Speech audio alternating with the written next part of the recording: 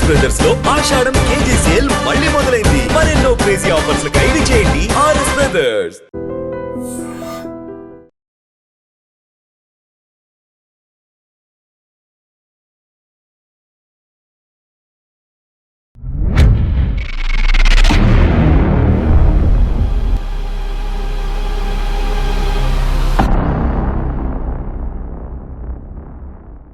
ఈ వారం మన గెస్ట్ కాకి డ్రెస్ విడిచిపెట్టి నల్ల కోటు ధరించిన ఎక్సైజ్ ఆఫీసర్.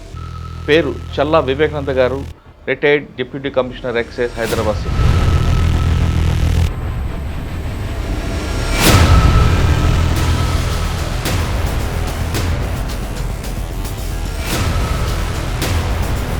హైదరాబాదు, రంగారెడ్డి జిల్లాలో ఎక్కువగా కళ్ళు దుకాణాలు, దాడులు, కల్తీ గోళ్ళ అమ్మకాలు, దాదాపు 10 మంది వరకు చనిపోవడం ఇది ఒక బాధాకర సంఘటన.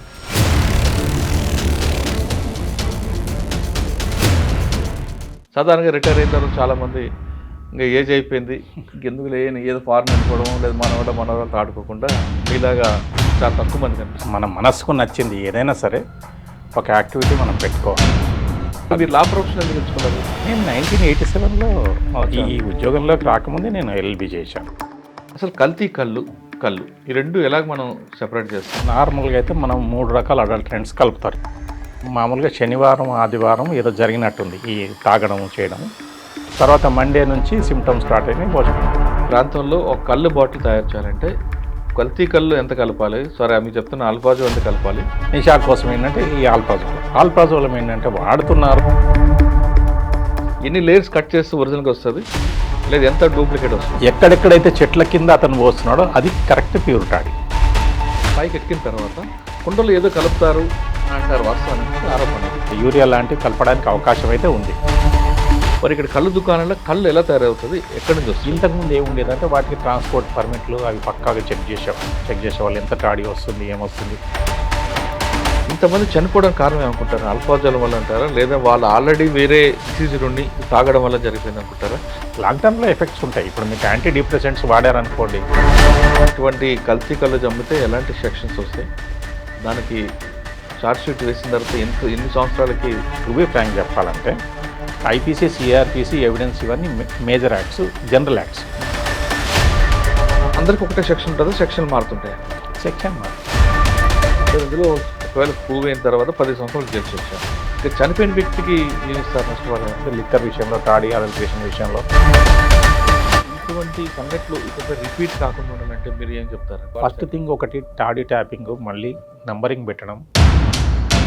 37A గురించి చెప్తారు, ఏ స్మాల్ ఏ, క్యాపిటల్ ఏ. ఇంకా మీరు ఇప్పుడు చేస్తున్న ప్రొఫెషన్లో మంచి కేసులు ఏం తీసుకున్నారు? గవర్నమెంట్ ల్యాండ్ తీసుకుని కాంపెన్సేషన్ ఇస్తుంది చూసారా, అవి ప్రధానంగా అవి తీసుకుంటారు. ఇక్కడ పోలీసు ఎంటర్ఫేర్ అవ్వాలంటే ఇంకొక సెక్షన్ కూడా కనిపిస్తుంది 448లో. అదొకటే కాకుండా లీగల్గా ఎంటర్ అయ్యి ఇల్లీగల్గా ఉన్న పీరియడ్ అయిపోయింది కాబట్టి ఈ సెక్షన్ పెట్టచ్చా, పెట్టకూడదు? వీతను వికెట్ చేయించడానికి లీగల్గా ప్రయత్నించినంత వరకు తప్పులేదు. తండ్రి తాతల దగ్గర నుంచి ఆస్తులోనే బాగుంటుందా, లేదు తండ్రి తన సంపాదనలో కూతురు బాగా? నేను ఆస్తుల గురించి మాట్లాడుతున్నాను కూడా. దాంట్లో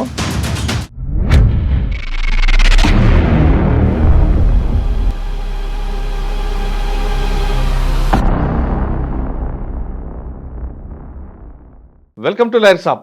ఈ వారం మన గెస్ట్ కాకి డ్రెస్ విడిచిపెట్టి నల్ల కోటు ధరించిన ఎక్సైజ్ ఆఫీసర్. పేరు చల్లా వివేకానంద గారు, retired deputy commissioner excise, Hyderabad city. గతంలో ఆయన ఎక్సైజ్ డిపార్ట్మెంట్ పనిచేసినప్పుడు మంచి పేరు సంపాదించుకున్నారు. రిటైర్ అయిన తర్వాత కొంతమందిలాగా ఖాళీగా ఉండకుండా సామాజిక సేవ చేయాలి, ప్రజలకి లా దగ్గరికి వెళ్ళాలి, సామాన్యుడు కూడా లా రావాలి, ప్రతి ఒక్కరు కోర్టు మీట్లు ఎక్కేటప్పుడు వాళ్ళకి సామాజికంగా వాళ్ళకి న్యాయం చేయాలి అనే ఉద్దేశంతో ఆయన లా చేశారు. లా చేసి ప్రస్తుతం ప్రాక్టీస్ చేస్తున్నారు. ఎక్కువగా ఎక్సైజ్ కేసులే కాకుండా అన్ని కేసులు వాదిస్తున్న ఆయన ఈ వారం మన గెస్ట్. ఆయన అడిగి చాలా విషయాలు తెలుసుకోవాల్సిన అవసరం ఉంది. కాబట్టి ఆయన గురించి కేవలం ఎక్సైజ్ వరకే కాకుండా మిగతా అన్ని విషయాలు కూడా ఆయన దగ్గర నుంచి మనం సమాచారం తీసుకుందాం. సార్ నమస్తే అండి.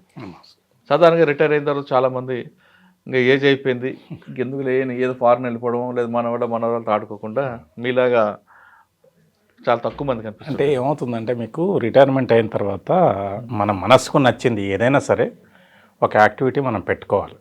ప్రాబ్లం ఏమవుతుంది, అట్లా పెట్టుకోని పరిస్థితులు ఏమవుతుందంటే ఆ రకంగా పెట్టుకున్నప్పుడు మనము అంటే కంప్లీట్ ఖాళీగా ఉండి అంతకంటే ముందు హెక్టిక్ షెడ్యూల్ ఉండి తర్వాత సడన్గా ఖాళీ అయినప్పుడు ఏమవుతుందంటే మనకు తెలియకుండానే ఓ రకమైన నిరాశవాదం, మనం ఏం చేయలేము, ఈ రకమైనది వస్తుంది. తర్వాత క్రమక్రమంగా ఇది పెసిమిజము, షాడిజము ఇట్లా రకరకాలుగా దారితీస్తుంది. కాబట్టి ఏంటంటే మరి మీరు లా ప్రొఫెషన్ ఎందుకు ఎంచుకున్నారు? నేను 1987లో ఈ ఉద్యోగంలోకి రాకముందే నేను ఎల్ఎల్బి చేశాను. ఓకే. తర్వాత 2011 to 13 ఎల్ఎల్ఎం చేశాను. ఉద్యోగులు ఉంటూనే ఎస్ చేసుకుంటూ వస్తున్నారు. అంటే జస్ట్ ఏంటంటే ఆ సైడ్ ట్రాక్ కావద్దనే ఉద్దేశం చేతనే చేసుకుంటూ వస్తున్నాను, వేరేది ఏం లేదు. సైడ్ ట్రాక్ కావద్దనే ఉద్దేశం చేతనే చేసుకుంటూ వస్తున్నాను. తర్వాత 2020లో మన నల్సార్ యూనివర్సిటీలో పీజీ డిప్లొమా కూడా చేశాను. ఓకే. ఆల్టర్నేట్ డిస్ప్యూట్ రెజల్యూషన్ అంటే ఆర్బిట్రేషను వీటి మీద, అవుట్ సైడ్ కోర్ట్ సెటిల్మెంట్స్ మీద. సో ప్రెజెంట్లీ ఏంటంటే నేను నార్మల్గా అయితే నాకు ఇంట్రెస్ట్ క్రిమినల్, అది మొదటి నుంచి నాకు అది సబ్జెక్ట్. బట్ ఏంటంటే ఇప్పుడు నేను సంహౌ మొత్తం సివిల్ మ్యాటర్స్లో ఇది అయిపోయాను. I'm not looking after criminal, but okay వస్తే పెద్ద ఇబ్బంది. ఓకే. సో ప్రాక్టీస్ రిటైర్ అయిపోయారు, ప్రాక్టీస్ స్టార్ట్ చేశారు. ఇప్పుడు మనం ప్రజెంట్ సినారియోలోకి వద్దాం. ఎస్. హైదరాబాదు, రంగారెడ్డి జిల్లాలో ఎక్కువగా కళ్ళు దుకాణాలు, దాడులు, కల్తీ కోళ్ళ అమ్మకాలు, దాదాపు 10 మంది వరకు చనిపోవడం, ఇది ఒక బాధాకర సంఘటన అండి. అసలు కల్తీ కళ్ళు ఈ రెండు ఎలాగ మనం సెపరేట్ చేస్తాం? తెలంగాణ రాష్ట్రంలో ఉన్నప్పుడు నల్గొండ, ఖమ్మం, వరంగల్ ఈ ప్రాంతాల్లో ఒరిజినల్గా కళ్ళు దొరుకుతుంది. మిగతా అన్ని ప్రాంతాల్లో తీసుకుంటే అంత కల్తీ, కొంచెం మనం ఆర్టిఫిషియల్ కళ్ళుగా చెప్పుకోవచ్చు. దీన్ని ఎలా గుర్తించాలి? అసలు ఇప్పుడు జరుగుతున్న సినారే, దీన్ని పులి స్టాప్ పెట్టాలంటే గవర్నమెంట్ ఏం చేయాలి, ఆఫీసర్లు ఏం చేయాలి? అసలు ఆ కళ్ళు దుకాణంలోంచి వాళ్ళ వైపు నుంచి మీకు ఎలాంటి సహకారం కావాలి? ఫస్ట్ మీరు అన్నది ఏంటంటే మామూలు కళ్ళును కల్తీ కళ్ళును డిస్టింగ్విష్ చేయడం ఎట్లాగా అనేది. దీనికి మా నార్మల్గా అయితే మనం 3 రకాల అడల్టరెంట్స్ కలుపుతారు ఇంతవరకు, known adulterants. First thing chloral hydrate. Chloral హైడ్రేట్కి ఏంటంటే స్పాట్ టెస్ట్ ఉంది ఒకటి, అప్పటికప్పుడే స్పాట్ టెస్ట్ చేయొచ్చు. సెంట్రల్ ఎక్సైజ్ ల్యాబ్స్ వాళ్ళు డెవలప్ చేస్తున్నారు అది test. So 2 types of chemicals ఉంటాయి. అవి వేసినప్పుడు నార్మల్గా అడల్టరేషన్ లేకుంటేనే ఎల్లో వస్తుంది, వేస్తేనే పింక్ కలర్ వస్తుంది. అంటే కొంచెం లైట్గా వేడి చేయాలి టెస్ట్ ట్యూబ్లో పోసి. కొన్ని చోట్ల అయితే టెస్ట్ ట్యూబ్లో పోసి వేడి కూడా చేయాల్సిన పని, ఇట్లా పోస్తుంటేనే ఆటోమేటిక్గా పింక్ కలర్ వచ్చేస్తుంది.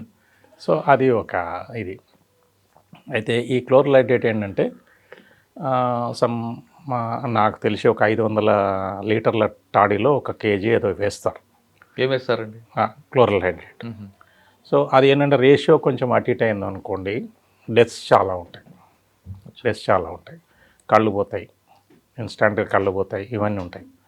సో రాను ఏంటంటే వీటి మీద గవర్నమెంట్ కొంచెం ఎందుకంటే స్పాట్ టెస్ట్లో దొరుకుతుంది కదా, స్పాట్ టెస్ట్లో దొరకగానే మనం పబ్లిక్ ఇంట్రెస్ట్లో షాప్ సస్పెండ్ చేస్తాము. సో ఇవన్నీ అవుతున్నాయని క్రమక్రమంగా ఏంటంటే ఈ అడల్ట్రేషన్ అంతా సఫిస్టికేటెడ్ అయిపోయి డైజోపామ్కి వచ్చింది. డైజోపామ్ కూడా ఒక సపరేట్ టెస్ట్ ఉంది, కొంచెం ప్రొలాంగ్డ్, కొంచెం టిపికల్ టెస్ట్ అది. సో అది చేస్తున్నారు. ఇప్పుడు ఈ డైజోపామ్ కూడా రాను అది కూడా దాదాపు 1 దశాబ్దం అయిపోయింది, తగ్గిపోయింది, దశాబ్దం పైనే అయింది. ఇప్పుడు ఆల్పజోలం ఏంటంటే అన్నిటికంటే బాగా కాస్ట్లీ. ఒకప్పుడు నాకు తెలిసి ఒక 10,000 11,000 రూపీస్ కేజీ ఉండేది, ఇప్పుడు 70,000-80,000 అయింది కేజీ. 70,000-80,000 పెట్టి అడల్ట్రేషన్ చేయడం వైబుల్ కాదు. సో ఈ 3 రకాల తర్వాత ఫస్ట్ ఏంటంటే మీకు చెప్పినట్టు క్లోరల్ హైడ్రేట్ ఏమో స్పాట్ టెస్ట్ చేయొచ్చు, డైజోపామ్ ఏమో స్పాట్ టెస్ట్ చేయొచ్చు కానీ కొంచెం అది బాగా ట్రైన్డ్ అయి ఉండాలి. ఆల్ప్రాజోలం అయితే సమస్య లేదు చేసేది, అది డెఫినెట్గా ల్యాబ్లోనే, దట్టు ఓన్లీ హైదరాబాద్ ల్యాబ్లోనే ఉంది ఆ రకమైన ఎక్విప్మెంట్. తర్వాత మరి నేను రిటైర్ అయినాక వేరే చోట అయిందేమో తెలియదు. సో ఇవి 3 రకాలు. ఎస్పెషల్లీ ఇప్పుడు మనం కమింగ్ టు దిస్ కూకట్పల్లి ఈ ఇన్సిడెంట్కి వచ్చినప్పుడు నేను బాగా వెరిఫై చేసింది ఏంటంటే ప్రిలిమినరీగా నాకు తెలిసిన విషయం ఏంటంటే ఈ క్లోరల్ హైడ్రేటు, డైజోపాము, ఆల్ప్రాజోలం ఈ 3 నోన్ అడల్టరెంట్స్. ఈ 3 కూడా దొరకట్లేదు, టైట్ అయిపోయింది బాగా. అంటే that itself speaks of the quality of enforcement by either police or excise. దాంట్లో మనం యాక్సెప్ట్ చేయాలి, మన ఎవరికి ఇష్టం ఉన్నా లేకపోయినా యాక్సెప్ట్ చేయాలి. సో ఆ ఎన్ఫోర్స్మెంట్ ఎక్కువ ఉండడం వల్ల ఏం జరిగిందంటే ఈ పర్టికులర్ ఇష్యూలో వాళ్ళు కాస్ట్ ఎఫెక్టివ్ ఏదో వేరే ఒక సబ్స్టాన్స్ తీసుకొచ్చి కలిపారు. వేరేదంటే ఏమనుకోండి, అది ఏంటనేది ఇప్పుడు ల్యాబ్లో తెలియాలి. ఓకే. అంటే అతను ఏమనుకొని ఉంటాడంటే ఇది కూడా ఈ టైప్ ఆల్ప్రాజోలం లాగా ఎఫెక్ట్ వస్తుంది అని చెప్పని ఒక ఎక్స్పెరిమెంటల్గా ఏదో ఎక్కడి నుంచో తీసుకొచ్చి కలిపారు. మేబీ ఫార్మా కంపెనీల్లో మనం వాళ్ళ R&D ఉంటాయి, బల్క్ డ్రగ్ యూనిట్స్, దాంట్లో నుంచి తీసుకొచ్చి కలిపాడు. అది వికటించింది అనమాట. అది వికటించి ఏంటంటే మామూలుగా శనివారం ఆదివారం ఏదో జరిగినట్టుంది ఈ తాగడం చేయడం. తర్వాత మండే నుంచి సిమ్టమ్స్ స్టార్ట్ అయినాయి. బహుశా ట్యూస్డేకు ఇది అయిపోయింది. నిన్నటితో కలిసి మొత్తం ఒక 10 మంది ఇది అయిపోయారు. సార్ అందులో యూరియా కూడా కలుపుతారా? యూరియా అనేది ఏంటంటే మీకు సింథటిక్ టాడీ అంటే దీంట్లోనే ఇప్పుడు అడల్ట్రేషన్లోనే ఇప్పుడు సపోజ్ ఆల్ప్రాజోలం ఇది ఉండేది ఉండగా కూడా యూరియా ఏంటంటే ఫర్మెంటేషన్ కోసం నూరుకు కోసం కలుపుతారు. ఇట్లా రకరకాలుగా ఉన్నాయిలేండి పదార్థాలు. సార్ ఇప్పుడు మనం అనుకున్నందాక మాట్లాడినట్టుగా నల్గొండ, ఖమ్మం, వరంగల్ ఈ 3 జిల్లాలు కాకుండా మిగతా జిల్లాలు నిజామాబాద్, ఆదిలాబాద్, రంగారెడ్డి, మహబూబ్ నగర్ ఇవన్నీ కూడా మనకి ఆల్టరేషన్ ఇవే ఉంటాయి. ఇది మన ఒరిజినల్ కళ్ళు దొరకదు. ఒకవేళ ఈ ప్రాంతంలో ఒక కళ్ళు బాటిల్ తయారు చేయాలంటే కల్తీ కళ్ళు ఎంత కలపాలి, సారీ మీకు చెప్తున్న ఆల్ఫాజో ఎంత కలపాలి, ఒరిజినల్ కళ్ళు ఎంత కలిపితే ఒక బాటిల్ తయారవుతుంది? మీరు అన్నదానికి చిన్న సవరణ. ఇప్పుడు మనకి ఏంటంటే ఫస్ట్ నల్గొండ, రెండోది కరీంనగర్లో మళ్ళీ కొన్ని కరీంనగర్ ఒరిజినల్ ఉంటాయి కదండి.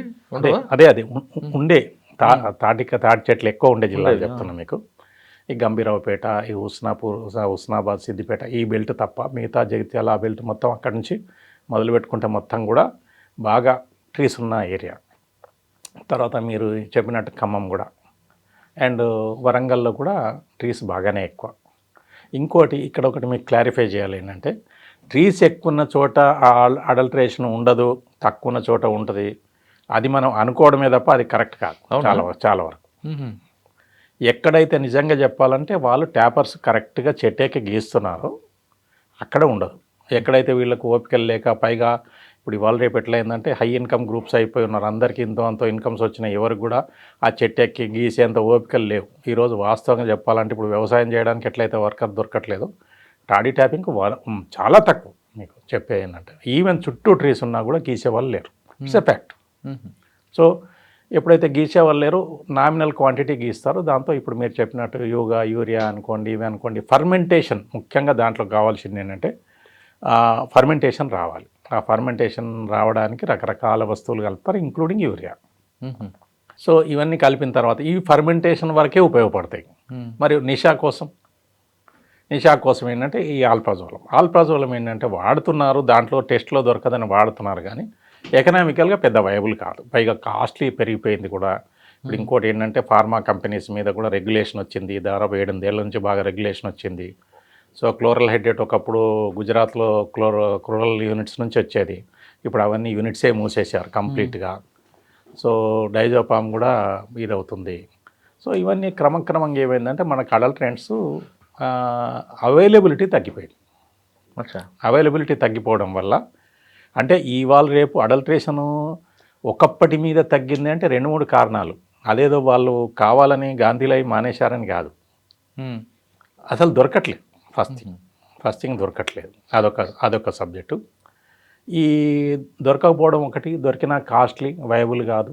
సో ఇవన్నీ ఆస్పెక్ట్స్ వల్ల ఒకటి. రెండోది ఏంటంటే ప్రజల ఇన్కమ్ పెరుగుతున్న కొద్దీ most of the people turn towards IML, liquor మీదకి వచ్చేసారు. మళ్ళీ ఆ లిక్కర్లో కూడా ఇన్కమ్స్ దీన్ని బట్టి మళ్ళీ లో priced, high priced, medium premium liquor అట్లా వచ్చేసారు. క్రమంగా ఏంటంటే తగ్గింది. నిజానికి ఒకప్పటి మీద చాలా తగ్గింది. మేము కొత్తలో ఉద్యోగానికి వచ్చినప్పుడు చూస్తే చిన్న పిల్లలను తీసుకెళ్ళి వాళ్ళ తల్లిదండ్రులు తాపేవాళ్ళు. ఎందుకు తాపేవాళ్ళు? అది ఒక సామాజిక వ్యసనం అయిపోయింది. అది చాలా దురదృష్టకరం. ఎట్లాగంటే వాళ్ళు పని చేసుకుంటుంటే పిల్లలు డిస్టర్బెన్స్ చేయకూడదు అనే ఉద్దేశం వల్ల అలా తాపి పడుకోబెట్టేసేవాళ్ళు. అంటే ఇప్పుడు నిజంగా చెప్పాలంటే అంత బాధ్యతారహితం అనే తల్లిదండ్రులు తగ్గారు. ఇప్పుడు యాక్చువల్గా మీకు తెలుసు కదా, పిల్లల ఎడ్యుకేషన్ కోసం ఎంత దూరమైనా ఖర్చు పెడుతున్నారు, ఎంతైనా పెడుతున్నారు. సో క్రమంగా అది తగ్గింది. కానీ ఇప్పటికి కూడా టాడీ షాపులు ఉన్నాయి, తాగుతున్నారు, చేస్తున్నారు. కానీ పిల్లలకు తాగించడం చేయడం అది ఇది అనేది ఒకప్పటి మీద తగ్గింది. కన్జంప్షన్ కూడా ఒకప్పటి మీద నిజం చెప్పాలంటే టాడీ టాడీ కన్జంప్షన్ బాగా తగ్గింది. సార్ ఇప్పుడు మీరు ఇందాక మాట చెప్పారు, వరంగల్, ఖమ్మం, కరీంనగర్లో ఒరిజినల్ అనుకుంటే పొరపాటు, ఎక్కడైనా జరగచ్చు అని జరుగుతుంటుంది. ఇప్పుడు చెట్టు ఎక్కిన తర్వాత అంటే ఎన్ని లేయర్స్ తీస్తే ఒరిజినల్గా వస్తుందండి? లేదంటే ఇప్పుడు ఎక్స్పీరియన్స్ పర్సన్ అనుకోండి, చక్కగా పైకి ఎక్కుతాడు, 4-5 లేయర్స్ తీస్తాడు, దానికి కుండ కడతాడు, పెడతాడు. కొంతమంది నాలంటి వాళ్ళు ఎక్కారు అనుకోండి, ఏదో నామకి వాసే చేసి వచ్చేస్తుంటాం. ఎన్ని లేయర్స్ కట్ చేస్తే ఒరిజినల్గా వస్తుంది, లేదు ఎంత డూప్లికేట్ వస్తుంటుంది అంటే ఒరిజినల్గా రాకుండా? ఇప్పుడు కరెక్ట్ ప్రశ్న అడిగారు. ఇప్పుడు మేము ఇప్పుడు ట్యాపింగ్ టెస్ట్ చేస్తాం మేము. ట్యాపింగ్ టెస్ట్ చేసినప్పుడు అదే చూస్తాం ఫస్ట్ మేము. ఏంటంటే దానికి ఫస్ట్ థింగ్ అసలు ఈత చెట్లు ఎక్కించాం. ఈత చెట్లు ఎక్కేదే ఉంది గట్టిగా 10 మీటర్లు, ఒక 3 మీటర్లు 5 మీటర్లు ఉంటుంది. సో ఫస్ట్ తాటి చెట్టు ఎక్కమంటాం. నిజంగా ట్యాపర్ అయితే అసలు తాటి చెట్టు హైట్ చూడగానే వాడు ఆటోమేటిక్గా పంక్ అయిపోతాడు ఫస్ట్. అంటే రాడు, ఇదంతా నాతో హై పని కాదు సార్, నేను ఈత చెట్టు ఎక్కుతాను. నో క్వశ్చన్, ఆ పెద్ద తాటి చెట్టు చూసుకొని దాని మీద ఎక్కిస్తాం. ఎందుకు అంటే మరి అది తాటి చెట్టు ఎక్కిస్తేనే అది, అంటే అట్లీస్ట్ చెట్టు ఎక్కే అలవాటు ఉందా ఫస్ట్ థింగ్ ప్రిలిమినరీ. ఇప్పుడు ప్రిలిమినరీ మెయిన్ ఇంటర్వ్యూ లాగా ఉంటుంది అనుకోండి. సో ఫస్ట్ ప్రిలిమినరీ ఏంటంటే చెట్టు ఎక్కాలి. లాస్ట్ వరకు ఏది మాత్రం తడబడకుండా ఎక్కిపోయాడు అనుకోండి పర్వాలేదు. వీళ్ళు ఏం చేసేవాళ్ళు, గట్టిగా 6 ఫీట్లు 8 ఫీట్లు 10 ఫీట్లు ఎక్కిపోయి ఇదంతా ఏ పని కాదు సార్ ఇంటికి వచ్చేసేవాడు. ఎందుకంటే బతుకుంటే బలసాకు తినొచ్చా. సో అది ఫస్ట్. రెండోది అంటే పైకి అయినాక అవన్నీ చుట్టూనే రఫ్ కట్ అంటారు, మిగతా అన్నీ తీసేస్తారు. సో అది it needs some skill definitely. రెండోది ఏంటంటే అతను ఈ టాడీ ట్యాపింగ్కి వచ్చినప్పుడు ఫస్ట్ అతన్ని ఏం చూస్తామంటే మేము ఇట్లా పాదాలు ఇట్లా చూపించమని చెప్తాం. ఈ పాదాలు, ఈ బెల్ట్ మొత్తం కూడా కంప్లీట్గా రఫ్గా ఉంటుంది. చెట్లు ఎక్కి స్మూత్గా ఉందంటే అసలు ఇతను ట్యాపింగ్ చేయలేదని అర్థం. సో అది అంటే కళ్ళు కాంపౌండ్ ఉన్న వాళ్ళు ఖచ్చితంగా చేయాల్సింది. అంటే ఇప్పుడు దీంట్లో 2 రకాలు. ఒకటి ఏమనంటే టాడీ కోఆపరేటివ్ సొసైటీస్ ఒకటి, టాడీ ట్యాపర్స్ కోఆపరేటివ్ సొసైటీస్ ఒకటి, ట్రీ ఫర్ ట్యాపర్ ఒకటి. ఈ 2 రకాలు ఉంటుంది. టాడీ ట్యాపర్స్ కోఆపరేటివ్ సొసైటీల్లో 85% కంపల్సరీ ట్యాపర్స్ అయి ఉండాలి. కంపల్సరీ 85% ట్యాపర్స్ అయి ఉండాలి. ఇక 15% వీళ్ళు ఏంటంటే డిపెండెంట్స్. అంటే ఇప్పుడు ఎవరన్నా సపోజ్ తాటి చెట్టు ఎక్కుతూ కింద పడిపోయాడు వాళ్ళు కానీ, వాళ్ళకి సంబంధించిన ఫ్యామిలీస్ కానీ, లేదా ఈ ట్యాపింగ్ రాకుండా చిన్న చిన్నగా వెసెల్స్ కడిగేది చేసేది ఇటువంటి వీటింగ్ కానీ ఒక 15% వరకు అలౌడ్. ఇది నార్మల్. ఇది ట్రీ ఫర్ ట్యాపర్ అంటేనేమో కంప్లీట్గా 100% అతను ట్యాపర్ అయి ఉండాలి. ఇదేమో సొసైటీ లైసెన్స్, సొసైటీ పేరు మీద మాత్రమే ఉంటుంది టీసీఎస్ అంటే. ఈ టీఎఫ్టీలో ప్రతి ఒక్కరి పేరు మీద లైసెన్స్ ఉంటుంది. ఇది యాక్చువల్గా ఏంటంటే ఒకప్పుడు సొసైటీస్ అడల్ట్రేషన్ చేస్తున్నారనే ఉద్దేశం చేత టీఎఫ్టీలు పెట్టారు. వాటికి ఒక్కొక్క దానికి విడివిడిగా లైసెన్స్ ఇస్తారు. కానీ కండిషన్ ఏంటంటే ఒకే దగ్గర అమ్ముకోవాలి, ఒకే ప్లేస్లో అమ్ముకోవాలి. ఇప్పుడు సూపర్ బజార్ సూపర్ బజార్ లాగా ఎక్కడే చోట పెట్టుకొని అమ్ముకోవాలి. కానీ దీనికి కూడా ఏం చేశారంటే నల్గొండ, కరీంనగర్ ఎక్కడెక్కడైతే ఒరిజినల్గా గీస్తున్నారో ఆయా ఏరియాల్లో వాళ్ళకి ఎగ్జామ్షన్ ఇచ్చారు. ఎందుకు ఇచ్చారంటే ఎక్కడెక్కడైతే చెట్ల కింద అతను పోస్తున్నాడో అది correct pure toddy.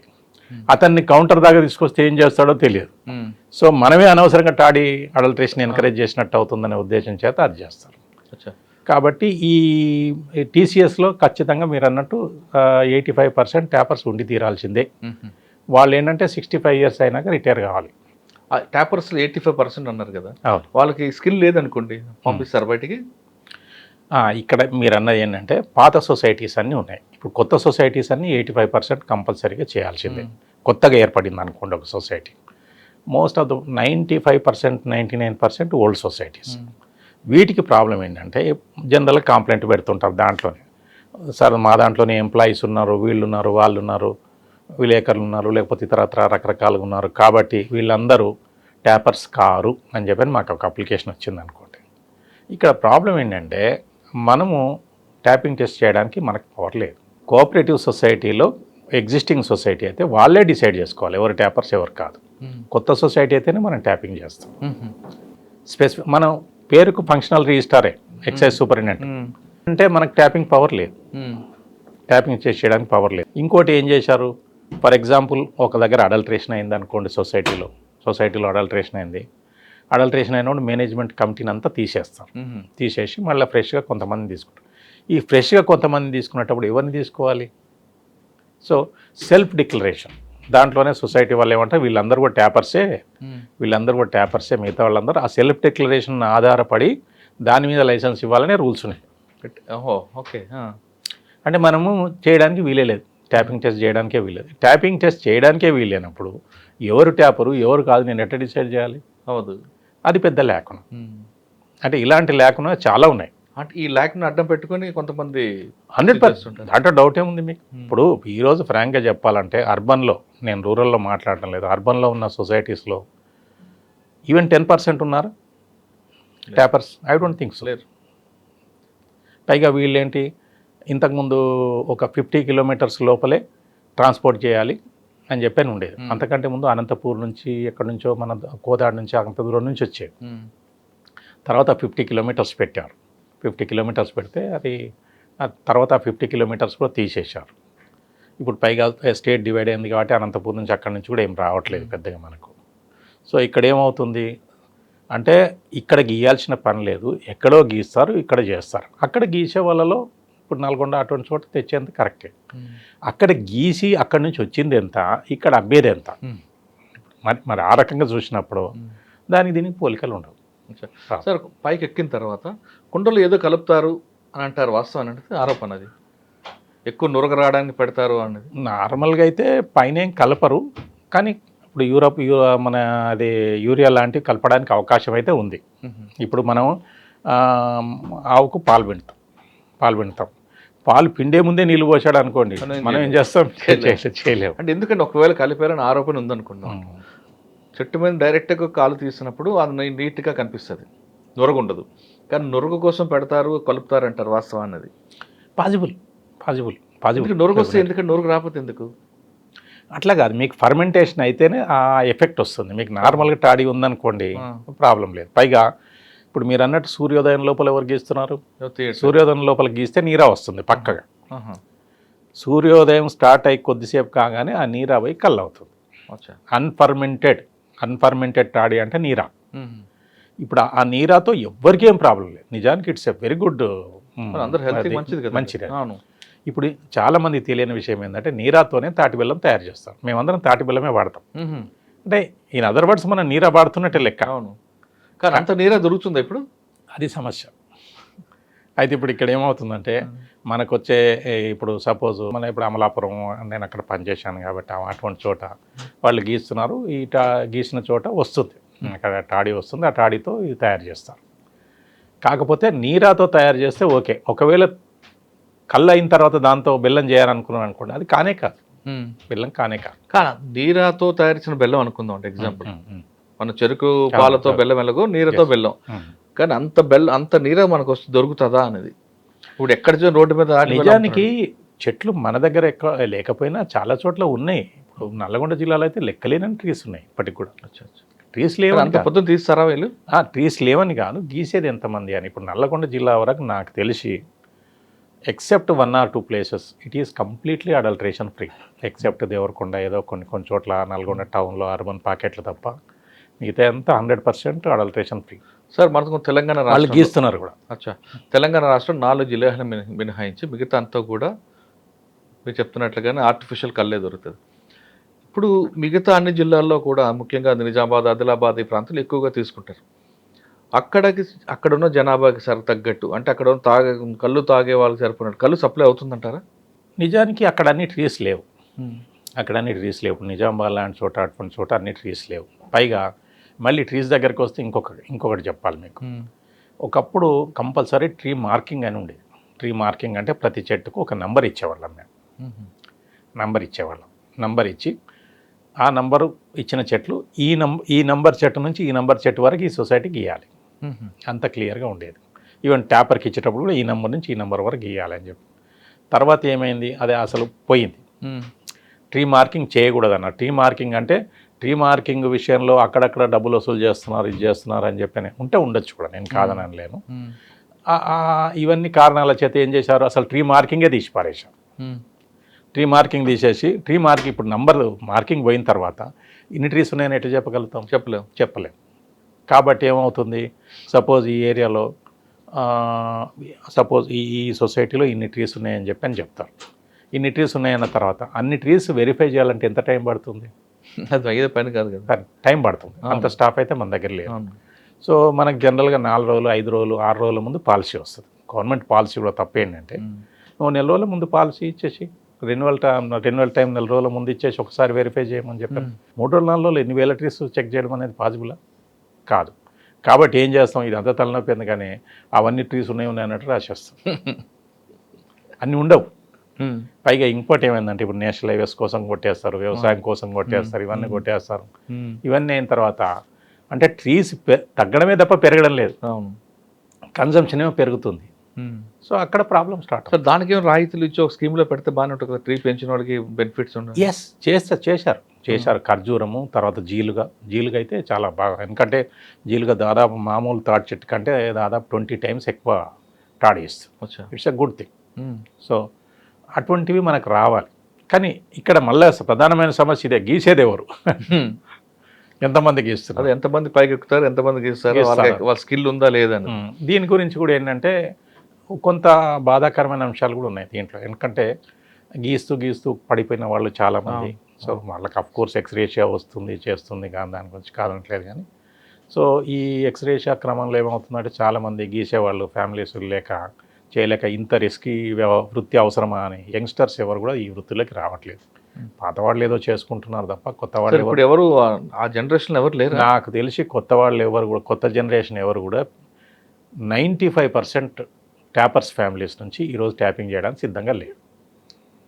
It's a fact. అంటే మేబీ నల్గొండలో 20%, అంటే 80% అయి ఉండొచ్చు, బట్ చేయడానికైతే సిద్ధంగా లేరు. సో సార్ మనం ఇంత మాట్లాడిన ఆదిలాబాద్, నిజామాబాద్, మహబూబ్ నగర్ ఈ ప్రాంతాల్లో కళ్ళు మనకి స్వచ్ఛంగా దొరకదు. సరే ఎక్కడో ఎందుకులేండి, హైదరాబాద్, రంగారెడ్డి తాటి చెట్టు లేదు.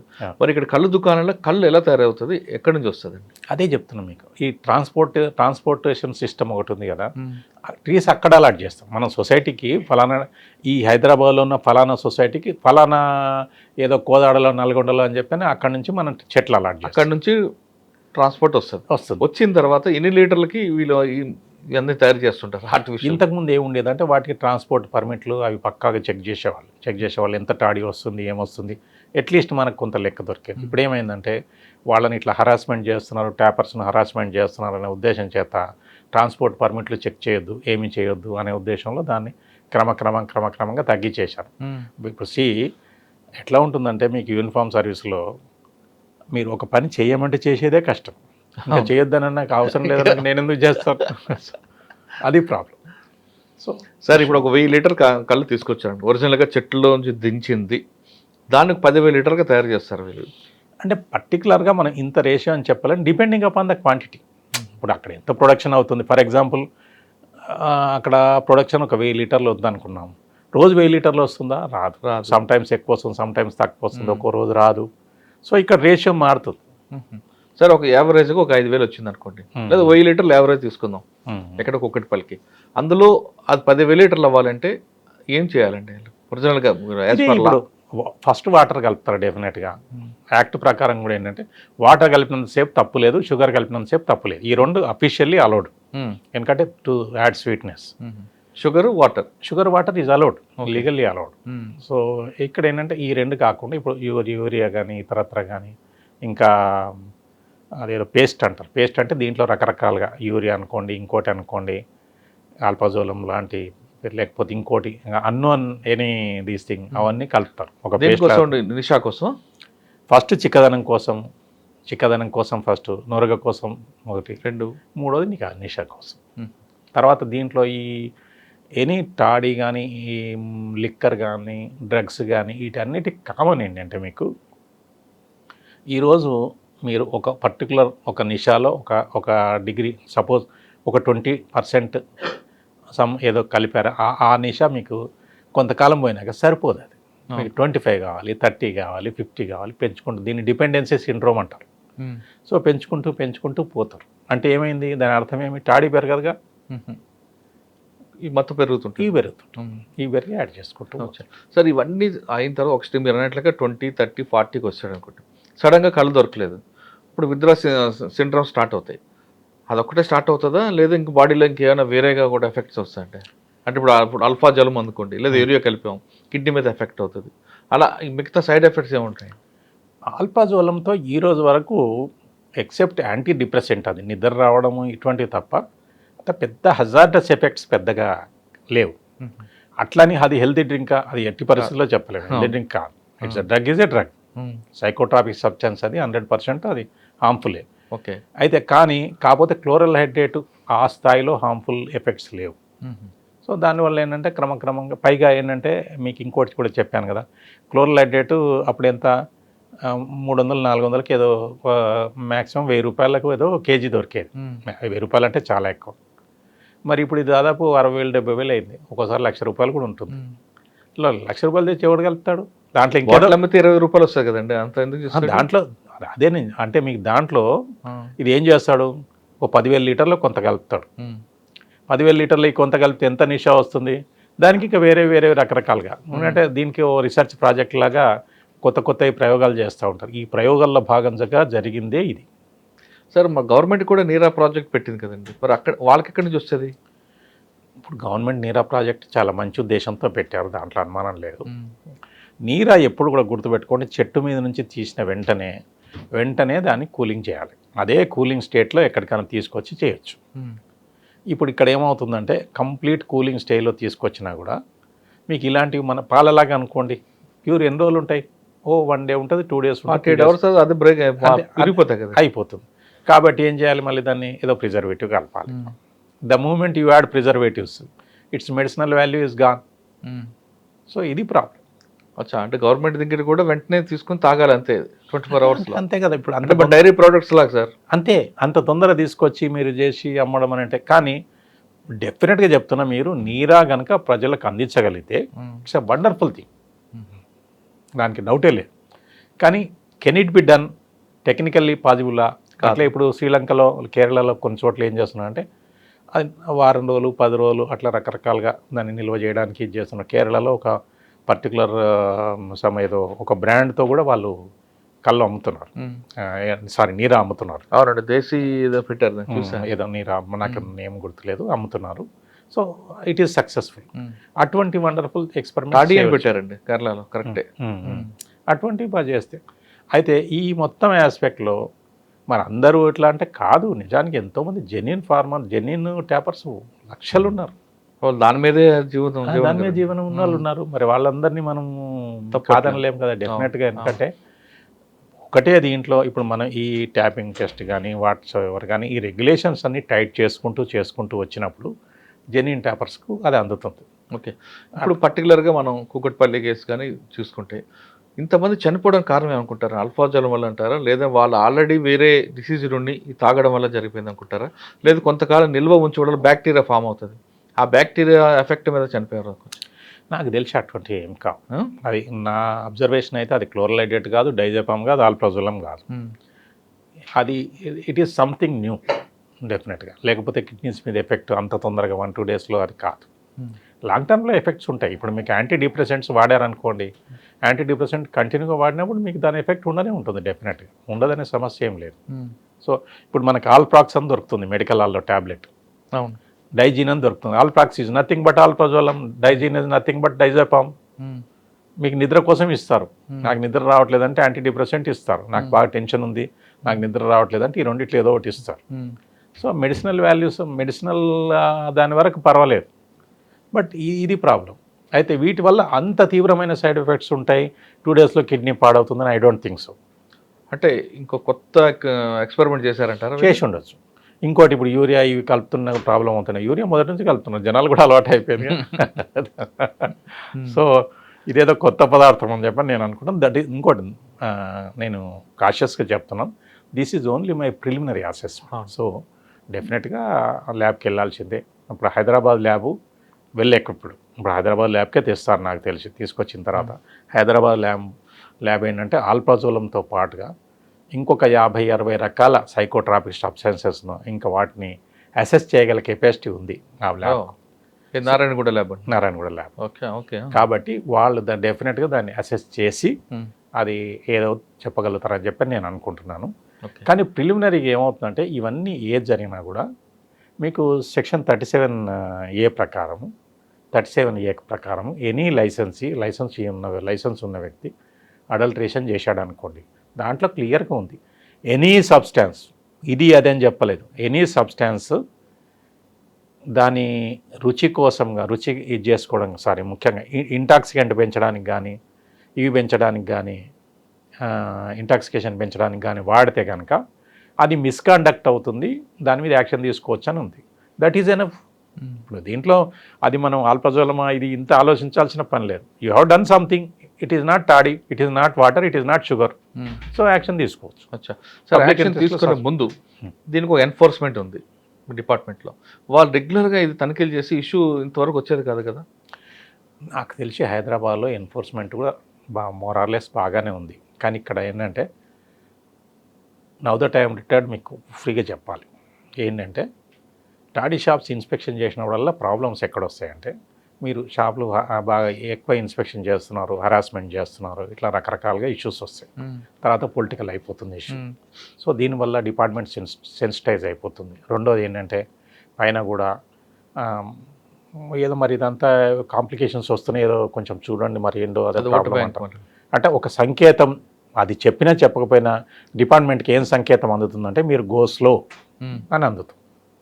ఇప్పుడు నేను ఇంతకుముందు చెప్పాను 100 చెప్తే 50 చేసేవాళ్ళు, గో స్లో అంటే ఇంకేం చేస్తారు, 5 కూడా చేయరు కదా. అది ప్రాబ్లం అక్కడ వస్తుంది. ఇంకోటి కూడా గుర్తుపెట్టుకోండి, ఇప్పుడు మన స్టేట్లో either police or excise, we are ఈ రెండు కూడా డిపార్ట్మెంట్స్ కూడా కంట్రీలో one of the best department. Excise అయితే నాకు తెలిసి కంట్రీలో టాప్ 1 ఆర్ టాప్ 2లో వస్తాం మనం ఎఫిషియన్సీ లెవెల్స్. మరి అంత ఎఫిషియన్సీ ఉన్నప్పుడు మనం ఆల్టరేషన్ కంట్రోల్ చేయలేమా? హైయెస్ట్ లెవెల్లో డిటర్మినేషన్ ఉండాలి, పొలిటికల్ డిటర్మినేషన్ ఉండాలి. ఏంటంటే వాళ్ళకు కూడా రకరకాల ఇబ్బందులు ఉంటాయి. ఏంటంటే ఓట్ పాలిటిక్స్ రకరకాలుగా ఉంటాయి, ఇవన్నీ ఉంటాయి కాబట్టి. సో ఇవన్నీ ఉంటాయి కాబట్టి ఏంటంటే వాళ్ళు కూడా కొంచెం ఇవన్నీ ఆలోచించుకొని పోవాలి. ఈ మొత్తం ఎపిసోడ్లో నేను ఒక్కటి అప్రిషియేట్ చేస్తున్నాను. హైదరాబాద్లో ఏమైందంటే ఇప్పుడు మన సందీప్ షాండిల్య గారు ఇంతకుముందు కమిషనర్గా ఉన్నప్పుడు వారు ఎలక్షన్ టైంలో ఏం చేశారంటే చాలా చోట్ల శాంపుల్ తీశారు. లైసెన్సెస్ సస్పెండ్ కూడా అయినాయి, క్యాన్సిల్ కూడా అయినాయి. తర్వాత అవి ఏవి కూడా ఈ గవర్నమెంట్ రివైవ్ చేయలేదు. పోయిన గవర్నమెంట్ టపా టపా టపా టపా రివైవ్ చేసేవాళ్ళు, ఇవే కాలేదు. ఇంకోటి ఏంటంటే టాడీ రూల్స్లోనే ఏముందంటే ఒకసారి అడల్ట్రేషన్తో క్యాన్సిల్ అయితే ఆ మేనేజ్మెంట్ కమిటీ తీసేసి మళ్ళీ నెక్స్ట్ లైసెన్స్ ఇవ్వచ్చు. ఇచ్చినప్పుడు ఏంటంటే వాళ్ళు ఏదో మేము తప్పు చేశాము అని చెప్పుకుంటూ ఇంత కాంపౌండింగ్ ఫీజు వేసేవాళ్ళు, 1,00,000, 2 లక్షలు, 3 లక్షలు, 4 లక్షలు వేసేవాళ్ళు. వేసి అమౌంట్ తీసుకుని తర్వాత దాన్ని రివైవ్ చేసేవాళ్ళు. ఇప్పుడు నేను చెప్పిన సెల్ఫ్ డిక్లరేషన్ ఆ మోడల్లో చేసేసేవాళ్ళు. సో అది జరిగేది. అయితే ఎన్నిసార్లు యాక్ట్లో ఒకేసారి రూల్స్లో ఒకేసారి ఇవ్వాలని ఉంది. ఇక పేర్లొద్దు, చాలా సొసైటీస్ ఉన్నాయి. 5, 6, 7, 8 సార్లు అడల్ట్రేషన్ అయితే 8వ సారి కూడా కాంపౌండ్ చేశారు. ఇంకే భయం ఉంటుందండి. ఇక 8వ సారి కాంపౌండ్ చేసిన తర్వాత మీరైనా నేనైనా ఆలోచించుకోవచ్చు. 8 అయితే 9, 9 అయిన తర్వాత 10 ముదిరిపోయాడు కదా. ఇంకోటి హైకోర్టుకి వెళ్ళారు. హైకోర్టుకి వెళ్ళిన తర్వాత కూడా ఏమవుతుందంటే జనరల్గా హైకోర్టు ఏం చేస్తుంది, మొదలు పూర్తి వివరాలు వాళ్ళ దగ్గర లేనప్పుడు ఎంత జెన్యూన్ ఇష్యూ అయినా ఫస్ట్ ఏం చేస్తారు చెప్పండి, స్టే ఇస్తారు. స్టే ఎందుకు స్టే ఎందుకు ఇస్తారు? స్టే ఇచ్చిన తర్వాత పూర్తిగా విచారించి కంప్లీట్గా డీటెయిల్డ్ విచారణ జరిపి తర్వాత యాక్షన్ తీసుకున్నాం. తర్వాత సంహౌ పర్సువేషన్ మిస్ అవుతుంది. ఆ డేట్స్ రావు సమయానికి, డిపార్ట్మెంట్ కూడా దాని మీద కొంచెం రాను క్రమంగా అది తగ్గిపోతుంది. ఇట్లా అయిపోయి ఏమవుతుందంటే అవి ఇది సంవత్సరాలు గడిచిపోతాయి, అది ఇంతకు విచారణకు రాదు. అది స్టే అట్లా కొనసాగుతుంది, అదే అవుతుంది. అది స్టే ఉంది కదా కాబట్టి మాకు ఇచ్చేసేయండి అంటారు. ఇప్పుడు స్టే అంటే అర్థమేమి? షాప్ కొనసాగకూడదు కదా. అవును. మరి ఇంకా స్టే అన్నప్పుడు ఇవ్వడం ఏంటి? ఇస్తున్నారుగా. సార్ ఈ డిపార్ట్మెంట్లో ఎక్కువ కరప్షన్ మీరు చెప్తున్నారు, ఒకటి ఒప్పుకుంటా. టోటల్గా తీసుకుంటే నెంబర్ 1 డిపార్ట్మెంట్ స్టేట్ వైడ్గా తీసుకుంటే 1 ఉంటుంది, ఎక్సైజ్, పోలీసు ఉంటాయి. ఇక్కడ ఓట్ బ్యాంక్ రాజకీయం అనేది రాజకీయాలు కలుపుతాయి. డిపార్ట్మెంట్కి రాగానే డబ్బులు వస్తాయని మీ వాళ్ళు ఉంటారు. ఈ రెండింటి మధ్యన ప్రజలు బాధపడుతుంటారు అనేది వాదన ఉంది. అంటే డబ్బులు వస్తున్నాయని మీరు వెళ్ళరు, నాకు ఓట్లు వస్తాయని గవర్నమెంట్ కిందకి రాదు ఏం యాక్షన్ తీసుకోవడానికి. ఈ ఇద్దరి మధ్యన కొంతమంది అమాయకులు చనిపోతుంటారు, అది వాస్తవం అంటారు? ఒక తనిఖీ చేయాలని any uniformed officer, any uniformed right from constable to commissioner ఎవరైనా కూడా మీరు గుర్తుపెట్టుకోండి, గవర్నమెంట్ నుంచి మీకు అన్ఈక్వివోకల్గా నువ్వు నథింగ్ డూయింగ్, ఇది చేస్తావా చేస్తావా అని అన్నాడు అనుకోండి, నెక్స్ట్ డే ఫుల్ ఎఫిషియన్సీ వచ్చేస్తుంది. గుర్తుపెట్టుకోండి. అండ్ 100% చేస్తాం. పైనుండి ఎప్పుడైతే ఆ సిగ్నల్ కింది దాకా క్లియర్గా రాదో మనం చేయలేం. ఇంకోటి, ఎప్పుడైతే గవర్నమెంట్ కొంచెం గోస్లో కానీ లేకపోతే దాన్ని పట్టించుకోవడం కానీ మానేశారనుకోండి, ఎనీ యూనిఫామ్ ఉన్న వ్యక్తి లక్షణం ఏంటంటే ఐదర్ పర్ఫామ్ అని చేస్తాడు ఆర్ డబ్బులను తీసుకుంటాడు. రెండోది ఎక్కువ ఉంటుంది. అంటే పర్ఫామ్ చేసినంతసేపు చేస్తాడు, ఖచ్చితంగా చేయాలంటే ఖచ్చితంగా చేస్తాడు. దాన్ని చూచినట్టు పొమ్మంటే అర్థమేమి? అది చూచినట్టు పోతాడు, మరి ఊరికే ఎందుకు పోతాడు? ఛార్జ్ చేస్తాడు. సో అదే కరప్షన్. సో డెఫినెట్గా కొంచెం గట్టిగా ఇన్స్ట్రక్షన్స్ పైనుంచి ఉన్నప్పుడు ఇది అవుతుంది. సరే గవర్నమెంట్కి ఇబ్బంది ఉంటే వాళ్ళ ఇబ్బందులు వాళ్ళకు ఉన్నాయి, కానీ మనం మాట్లాడాలి. సార్ ఇప్పుడు మనం మీ ప్రొఫెషన్లోకి వద్దాం. ఎక్సైజ్ విడిచిపెట్టి ప్రజెంట్ ప్రొఫెషన్లోకి వద్దాం. సెక్షన్ 37 ఎన్డీపీసీ యాక్ట్ ఏం చెప్తుంది? ఇటువంటి సెక్షన్లు ఎక్సైజ్ యాక్ట్ ఏం చెప్తుంది? ఎన్డీపీసీతో పాటు ఇది కూడా ఏం చెప్తుంది? ఇటువంటి కల్తీ కళ్ళు అమ్మితే ఎలాంటి సెక్షన్స్ వస్తాయి? దానికి ఛార్జ్ షీట్ వేసిన తర్వాత ఎన్ని సంవత్సరాలకి శిక్ష అమలు అవుతుంది? ఎంత శిక్ష పడుతుంది? ఒకవేళ శిక్ష పడింది ముందు కోర్టుకు వెళ్ళిన తర్వాత వాళ్ళు బెయిల్ రావాలంటే ఏం చేయాలి? Section 37A up to 5 years imprisonment, 4 years అనుకుంటా, అప్ టు 4 years ఇంప్రిజన్మెంట్ ఉంది. అండ్ ఇందులో కూడా 41A నోటీస్ ఇవ్వడం ఉందా లేదండి? డైరెక్ట్ అరెస్ట్ అయినా అంటే 41A నోటీస్ అనేది జనరల్గా అప్లికబుల్ అది. కాకపోతే మన స్పెషల్ యాక్ట్ ఇదంతా ఇంటర్ప్రిటేషన్, మ్యాటర్ ఆఫ్ ఇంటర్ప్రిటేషన్. ఎందుకంటే మన special act to be frank చెప్పాలంటే ఐపీసీ, సిఆర్పిసి, ఎవిడెన్స్ ఇవన్నీ మేజర్ యాక్ట్స్, జనరల్ యాక్ట్స్. ఇది మన స్పెషల్ యాక్ట్. స్పెషల్ యాక్ట్కు 41A నోటీస్ ఇవ్వాల్సిన పని లేదు. యాక్చువల్గా డిపార్ట్మెంట్లో 41A కల్చర్ లేదు. సో డెఫినెట్గా అరెస్ట్ అంటే అరెస్ట్ మ్యాండేటరీ జనరల్గా చేస్తాం. అంటే అక్కడ పారిపోడు ఉన్నప్పుడు కూడా అరెస్ట్ చేస్తారండి? అంటే పారిపోడు సమస్య కాదు. ఇప్పుడు ఇక్కడ ఏంటంటే సాధారణంగా అరెస్ట్ అనేది పారిపోతాడని, సాక్షులు బెదిరిస్తాడని. కానీ ఇప్పుడు కరెక్ట్ పాయింట్కి వచ్చారు. ఫస్ట్ థింగ్ పారిపోతాడు, ఇన్వెస్టిగేషన్కి అవైలబుల్ ఉండడు అనేది ఒకటి. రెండోది సాక్షులను బెదిరిస్తాడనేది ఒకటి. మూడోది డెటరెంట్ ఎఫెక్ట్ కూడా. అంటే మనకు సొసైటీ మీద కూడా ఎంత ఎఫెక్ట్ ఉంది, ఏముంది, దాని గ్రావిటీ ఆఫ్ అఫెన్స్ అది కూడా చూడాలి కదా. డెఫినెట్ పక్కా ఉంటుంది ఇవన్నీ. ఈ మూడు ఎస్పెషల్లీ ఈ రెండైతే కంపల్సరీ చూస్తారు. విట్నెస్లను బెదిరించడాన్ని మనమే ఎట్లా కన్విన్స్ అవుతాం? కాలేం కదా. రికార్డ్స్ తారుమారు చేయొచ్చు, ఎవిడెన్స్ తారుమారు చేయొచ్చు. So there is every possibility. అయితే ఈ 37A కింద, స్మాల్ ఏ కింద ఇది ఏది అడల్ట్రేషన్ చేస్తే ఈ రకమైన పనిష్మెంట్ ఉంది. దీంట్లో 37 క్యాపిటల్ ఏ ఉంది ఒకటి. Capital A okay. Adulteration resulting in death or grievous hurt. ఇప్పుడు ఇది 37A అనేది మీకు పర్టికులర్ క్యాపిటల్ ఏ అనేది దీని కింద వస్తుంది. స్మాల్ ఏ అయితే adulteration resulting adulteration by licensing. Okay. So that need not be death. ఇక్కడ 37 క్యాపిటల్ ఏ అంటే గ్రేవస్, బాగా grave up to 10 years imprisonment. 10 years imprisonment. Maximum punishment 7 years దాటిపోయిందంటే 41 లేదు, పడలేదు. ఐపీసీలో కూడా అదే ఉంది. అదే 7 years దాటిందంటే 41 అవసరం లేదు. అంతే. సో ఈ 37 క్యాపిటల్ ఏంటంటే దాంట్లో ఒకటి ఉంది, causing death or grievous hurt or likely to cause death or grievous hurt. అంటే సపోజ్ డెత్ కావాల్సిన పని లేదు, సమ్ టైమ్స్ అది తాగితే డెత్ అవుతుంది, అటువంటిది అమ్ముతున్నాం.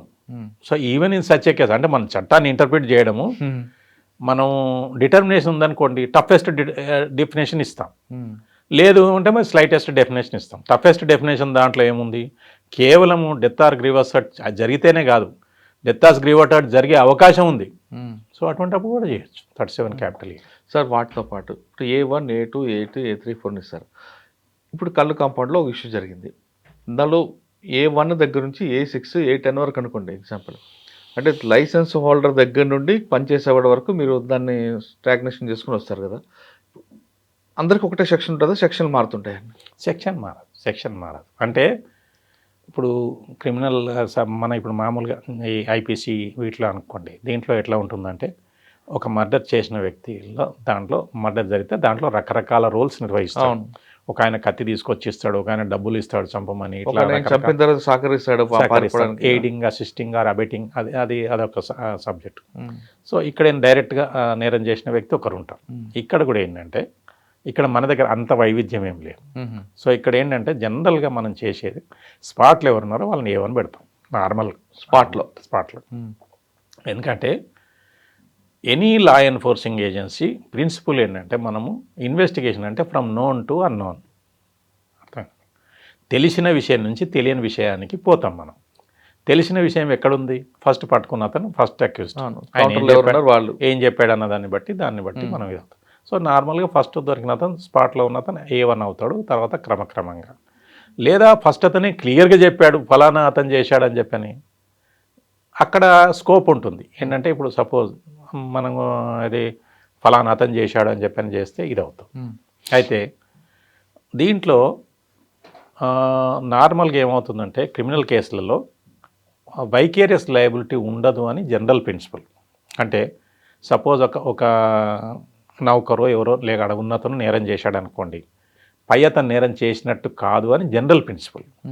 బట్ ఎక్సైజ్ యాక్ట్ కానీ ఎన్డీపీఎస్ యాక్ట్ కానీ ఈ స్పెషల్ యాక్ట్స్. స్పెషల్ యాక్ట్స్లో స్పెసిఫిక్గా ఉంది master is responsible for the acts of agent అని చెప్పి. సో అక్కడ ఏమైంది, ఇతను ఏం చేసినా అతను చేసినట్టే. అచ్చా. సో క్లియర్గా అతను ఏమని పెట్టచ్చు లీగల్గా, there is nothing problem, no problem. ఇక ఇన్వెస్టిగేషన్ పాయింట్ ఆఫ్ వ్యూకి వచ్చినాక ఫైనల్కి వచ్చిన తర్వాత మాత్రం టీసీఎస్ ప్రెసిడెంట్ చెప్పండి ఈ ఏమంటారు ఇటు నుంచి అటు కూడా కదలదు. సో డెఫినెట్గా అతను ఏమని అవుతాడు కదా. సో అదొకటి. అక్కడ పైనుండి కింది దాకా వాళ్ళ రోల్స్ని బట్టి చేసుకుంటూ వస్తాం. దీంట్లో అడల్ట్రేషన్ చేసిన అతను, ఎవరెవరైతే కెమిస్ట్ ఉంటాడో ఆయన, తర్వాత సప్లై చేసిన అతను ఎవరెవరో వాళ్ళు ఉంటారు, కింద వాళ్ళకి అసీజ్ చేసిన వాళ్ళు ఉంటారు, వీళ్ళందరూ ఉంటారు. ఇంకా ఇక్కడ ఒక విషయం చెప్పడం మర్చిపోయాను. చాలా సొసైటీస్ ఏం చేస్తారంటే లీజ్కి ఇస్తారు. లీజ్కి ఇచ్చినప్పుడు మరి లీజ్ తీసుకున్న అతను బెనిఫిషియరీ అతను ఫస్ట్ దాన్ని డెఫినెట్గా పెట్టాలి. ఇప్పుడు సొసైటీ ప్రెసిడెంట్ కంటే ఇంకా అతను ఇంకా ఎక్కువ responsible, because is the person who has indulged in adulteration. So అతన్ని డెఫినెట్గా పెట్టాలి. నార్మల్గా లీజ్ అనేది చాలా కామన్ అయిపోయింది. లీజ్ హోల్డర్ కూడా వస్తాడు ఇందులో. లీజ్ అనేది ఇల్లీగల్, వెరీ మచ్ ఇల్లీగల్, సమస్య లేదు. ఆయన కూడా ఇప్పుడు ఒకవేళ ఈ కేసులో వస్తే లీజ్ ఇచ్చిన వ్యక్తి కూడా మరి ఇందులో లీజ్ ఉందా లేదా కాదు జనరల్ గా అడుగుతున్నా. ఎస్ ఎస్, ఈ హ్యాస్ టు బి బుక్డ్. ఒకవేళ అతను చేయకపోతే ఇచ్చిన సంబంధం అనేది కుదరదు, అది తప్పు అవుతుంది. అదొక క్రైమ్, ఇది ఒకటి. అసలు నువ్వు లీజ్కి ఇవ్వడమే తప్పు. అదే రెండు అవుతాయి.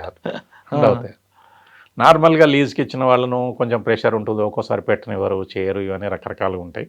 బట్ డెఫినెట్గా ఇన్ ప్రిన్సిపల్ అయితే ఖచ్చితంగా లీజ్ తీసుకున్న వాళ్ళని ఫస్ట్ పెట్టాలి. ఓకే, తర్వాత వీళ్ళు వస్తారు. సార్ ఇప్పుడు 37A స్మాల్ ఏకి క్యాపిటల్ ఏకి డిఫరెన్స్ ఉంది. ఒక్కోసారి మీరు చెక్కింగ్కి వెళ్ళారనుకోండి, అక్కడ నీట్నెస్ ఉండదండి. ఫస్ట్ ఆఫ్ ఆల్ ఈగలు ముగ్గి అంత చెత్త కనిపిస్తారు. అప్పుడు కూడా సెక్షన్ పెడతారా, లేదు వార్నింగ్ ఇచ్చి వచ్చేస్తారా? లేదు, దానికి ఉన్నాయి లేండి. టాడీ ఇప్పుడు ఐఎంఎల్ షాప్స్కి ఉన్నట్టే వీటికి కూడా రూల్స్ ఉన్నాయి. ఇప్పుడు సపోజు వాళ్ళు దానికి టాడీ షాప్కి సంబంధించిన అకౌంట్స్ మెయింటైన్ చేయకపోయినా, ఇది మెయింటైన్ చేయకపోయినా, లేకపోతే ఏమంటే మనకు నీట్నెస్ లేకపోయినా, ఇవేమి లేకపోయినా, తర్వాత ఎక్స్ప్లెయిన్ చేయలేని సబ్స్టాన్సెస్ ఏమన్నా అందులో దొరికినా, అంటే సపోజ్ దొరుకుతాయి కొన్ని, ఇప్పుడు మీరు చెప్పినట్టే అటువంటి సబ్స్టాన్సెస్ ఏమైనా దొరికినా, వీటన్నిటికీ టెక్నికల్ అఫెన్సెస్, మామూలు 1000 రూపాయలు అట్లా ఫైన్. టాడీ షాప్స్ మీద చాలా తక్కువ ఫైన్స్ ఉంటాయి. అది నామినల్. అక్కడే అమ్ముతుంటారు, అక్కడే తింటుంటారు, అక్కడే పడిపోతుంటారు కదండి. Consumption is allowed, consumption is very much allowed. Consumption allowed. తర్వాత ఇవన్నీ మిగతా బజ్జీలు గిజ్జీలు అవన్నీ కూడా స్పెసిఫిక్ ప్రొవిజన్ ఇక్కడ ప్రొహిబిషన్ లేదు. అంటే వైన్ షాప్ లాగా లేదు. వైన్ షాప్లో మీకు స్పెసిఫిక్ ప్రొవిజన్ ఉంది, ఆ ప్రొహిబిషన్ ఉంది, ఇక్కడ లేదు. సో అది చేసుకో. అంటే మనకి టాడీ షాప్స్ రూల్స్ అన్నీ చాలా లిబరల్గా పెట్టారు. ఎందుకంటే ఆ కాలంలో వాళ్ళు 1968లో యాక్ట్ తయారు చేసినప్పుడు there was no concept of adulteration. కాబట్టి ట్యాపర్స్ విషయంలో వాళ్ళు చాలా, అంటే ఒక హ్యూమానిటేరియన్ యాంగిల్, నిజానికి అది రైట్ఫుల్ యాంగిల్ కూడా, అట్లా తీసుకొని మనం ఎంత తక్కువ రెస్ట్రిక్షన్స్ ఉంటే అంత మంచిది అన్నట్టుగా పెట్టారు. బట్ క్రమక్రమంగా అది ఎక్కువైపోయింది. ఓకే సార్, 37A క్యాపిటల్ ఏలో అరెస్ట్ అయితే 10 సంవత్సరాలు జైలు శిక్ష. ఆ వ్యక్తికి బెయిల్ రావాలంటే ఇప్పుడు ఏమవుతుందంటే ఫస్ట్ అయితే జనరల్గా నార్మల్గా నాన్ బెయిలబుల్ అఫెన్స్ ఏదైనా కూడా మీకు పబ్లిక్ ప్రాసిక్యూటర్ ఏం చెప్తాడో వినాలి compulsory. Public prosecutor, assistant public prosecutor ఏం చెప్తాడో వినాలి, విన్నాకనే బెయిల్ ఇవ్వాలి, అదర్వైజ్ బెయిల్ ఇవ్వద్దు అని చెప్పని ఉంటుంది. బట్ నార్మల్గా ఏమవుతుందంటే ఇప్పుడు నార్మల్గా 5 వీక్సో 6 వీక్సో అట్లా ఉంచుతారు. ఉంచిన తర్వాత మనం రెగ్యులర్గా ఇన్వెస్టిగేటింగ్ ఆఫీసర్ దాన్ని పర్సూ చేయాల్సి ఉంటుంది. ఇది ఇట్లా అవుతుంది. ఇంకోటి ఏంటంటే బాగా తెలివిగా చేయాలంటే ఇప్పుడు ఇందులో ఒక 10 రకాల సాక్ష్యాలు ఒకేసారి దొరుకుతాయి. పోలీసు ఏం చేస్తారంటే 10 రకాల సాక్ష్యాలను ఒకేసారి ప్రొడ్యూస్ చేయరు, 2 ప్రొడ్యూస్ చేస్తారు. చేసి ఈయనని కస్టడీకి అడుగుతారు. ఈయనని కస్టడీకి అడిగి ఇంకొక రెండు సాక్ష్యాలు దొరికినాయి అని చెప్పని అంటాడు. అదైన తర్వాత మళ్ళీ కస్టడీకి అప్లై చేస్తాం. తర్వాత బెయిల్ అపోజ్ చేస్తూ పిటిషన్, కస్టడీ పిటిషన్, ఈ 2 చాలా important to delay the bail. Compulsory delay చేయాలంటే బెయిల్ అపోజ్ పిటిషన్ పెండింగ్లో ఉన్నప్పుడు బెయిల్ ఇవ్వడానికి లేదు. అవును అట్లే కస్టడీ పిటిషన్ పెండింగ్లో ఉన్నప్పుడు బెయిల్ ఇవ్వడానికి లేదు. అవును. సో కస్టడీ కూడా ఏం చేస్తారు, 2 సార్లు 3 సార్లు 4 సార్లు కస్టడీ. తర్వాత ఇప్పుడు కస్టడీ రూల్స్ మారినాయి మీకు తెలుసు కదా. ఇప్పుడైతే 45 days దాకా ఒకేసారి కస్టడీ తీసుకోవచ్చు. ఇంతకుముందు 3 రోజులు 4 రోజులు ఇవ్వాలని కూడా, ఇప్పుడు సపోజ్ మేము ఆదిలాబాద్లో ఉన్నప్పుడు ఇండోర్కి వెళ్ళి రమ్మంటే 24 hours ఇచ్చేవాడు. ఎట్లా పాసిబుల్ 24 hours ఇండోర్ పోయి రావడం? లేదు మీరు మళ్ళీ వచ్చేసేయండి అంటే ఇవన్నీ పాసిబుల్ కావండి అంటే 48 hours ఇచ్చేవాడు. 48 hours ఎక్కడ పరిగెత్తుకొని పోతాం, ఏమి ఇన్వెస్టిగేషన్ చేస్తాం? ఇప్పుడు 45 days, టోటల్ 60 daysలో 2 రోజులు 3 రోజుల చొప్పున 10 సార్లు తీసుకోవచ్చు. ఎంత ఫ్లెక్సిబిలిటీ ఇచ్చారంటే 45 రోజుల వరకు ఒకేసారి తీసుకోవచ్చు. ఇట్లా కస్టడీ విషయంలో అయితే బ్లాంకెట్కి ఇచ్చేశారు మొత్తం. భారతీయ నాగరిక సురక్ష సంహితలో ఇంతకుముందు ఉన్న పాత సిఆర్పిసి స్థానంలో ఉన్నది. అది మాత్రం పోలీస్ ఆఫీసర్ ఇన్వెస్టిగేటింగ్ ఆఫీసర్కు వండర్ఫుల్ లాంగ్ హ్యాండ్ ఇచ్చారు, ఇవ్వాలి కూడా. అది ఇప్పుడు ఈ 37A అంటే మినిమం 45 days లోపల ఉండాల్సిందే బెయిల్ రావాలంటే. ఇట్ ఆల్ డిపెండ్స్, అది how best we can defend. ఇప్పుడు ఎందుకంటే ఆ అవతల కూడా మరి బాగా గట్టి అడ్వకేట్నే పెట్టుకుంటారు. ఆయన మనలాగా ఏదో చెప్తుంటాడు, అదే చెప్తుంటాడు. అక్కడ మనం ఏమంటాడు అంటే మేము అవైలబుల్ ఉంటాము, మేమంతా సాధు మేము ఏదైనా మాతో ఎవరికి హామ్ లేదు, మేము ఎవరిని బెదిరించడం లేదు, చేయట్లేదు, ఇట్లా అంటారు. సో ఇవన్నీ ఉన్నప్పుడు మనకు ఇందులో హెల్త్ గ్రౌండ్స్ ఏమైనా పనికి వస్తాయండి? హెల్త్ గ్రౌండ్స్ నార్మల్గా ఫస్ట్లో పనికిరావు పెద్దగా. అంటే మరీ ఆయన ఏదో 70 years 80 years అట్లా ఉండి మరీ సీరియస్లీ సిక్ ఉంటుంది తప్ప నార్మల్గా హెల్త్ గ్రౌండ్స్ పెద్దగా పనిచేయడు.